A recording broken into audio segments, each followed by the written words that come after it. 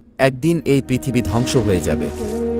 মানুষ সহ পৃথিবীর সকল জীবজন্তু, দৈত্য দানব মারা যাবে।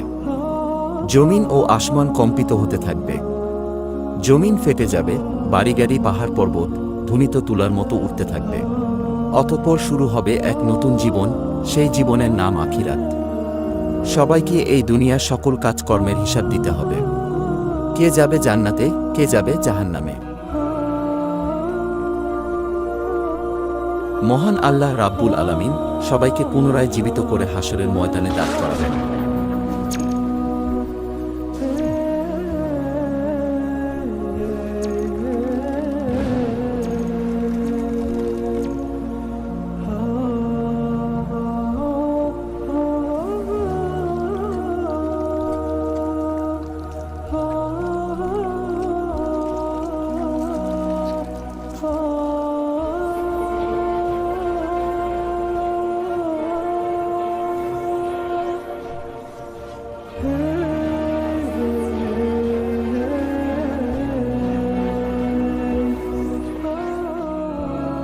সেদিন প্রত্যেক মানুষকে 5টি প্রশ্ন করা হবে।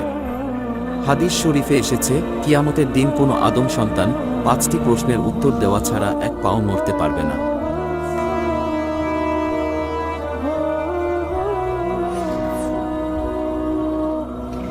সেদিন তাকে জিজ্ঞাসা করা হবে তার জীবনের লক্ষ্য ও উদ্দেশ্য কী ছিল, এবং তার যৌবনকাল কিভাবে কাটিয়েছে, কিভাবে সে উপার্জন করেছে এবং তা কিভাবে ব্যয় করেছে, তার জ্ঞান বা বিবেক অনুসারে কর্ম করেছে কিনা, আর মহান রবের ইবাদত করেছে কিনা।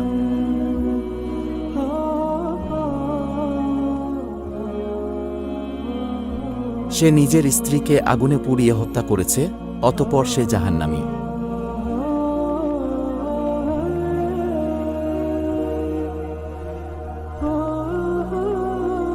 অনেক টাকা পয়সা থাকা সত্ত্বেও দান খয়রাত করে নাই, অথচ সেই টাকা দিয়ে নেশা করেছে, অতঃপর সে জাহান্নামী।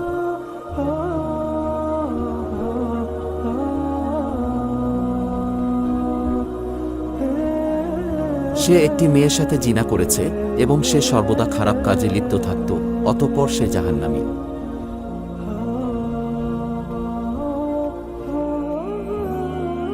নিজের স্বামী থাকা সত্ত্বেও অন্য পুরুষের সাথে জেনায় লিপ্ত হয়েছে, অতঃপর সে জাহান্নামী। ইসলামের দৃষ্টিতে সুদ ও ঘুষ হারাম, এই হারাম কাজে লিপ্ত হওয়ায় অতঃপর সে জাহান্নামী। আল্লাহ ব্যতীত অন্যজনকে রব স্বীকার করেছে এবং মূর্তি পূজা করেছে, অতঃপর সে জাহান্নামী। যারা তাদের কৃতকর্মের কারণে জাহান্নামে যাবে, তারা অনন্তকালের জন্য জাহান্নামের কঠিন শাস্তি ভোগ করতে থাকবে।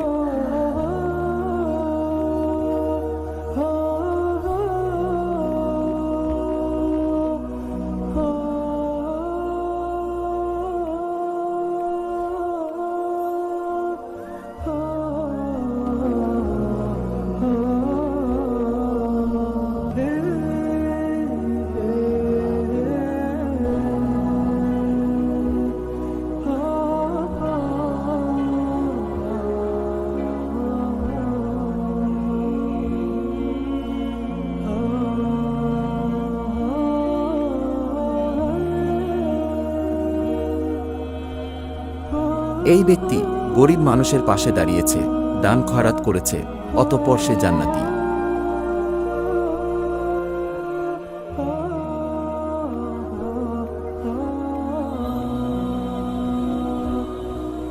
সে হালাল পথে টাকা রোজগার করেছে এবং নামাজ কালাম আদায় করেছে, অতঃপর সে জান্নাতি।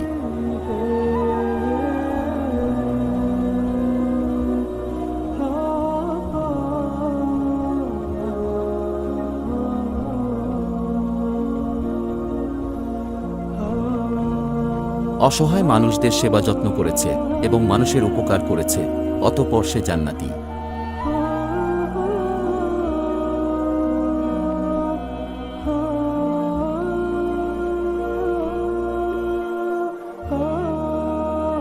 কুরআন ও হাদিসের কথা শুনে তওবা পাঠ করেছে এবং মহান রবের উপাসনা করেছে, অতঃপর সে জান্নাতি।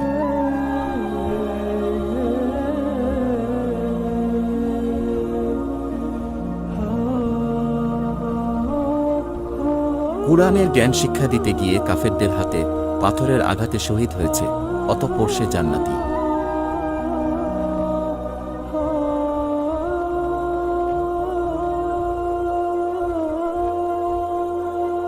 যারা তাদের ঈমান ও আমলের কারণে জান্নাতে যাবে, তারা অনন্তকালের জন্য জান্নাতের নাজ নিয়ামত উপভোগ করতে থাকবে, যা কখনো শেষ হবার নয়।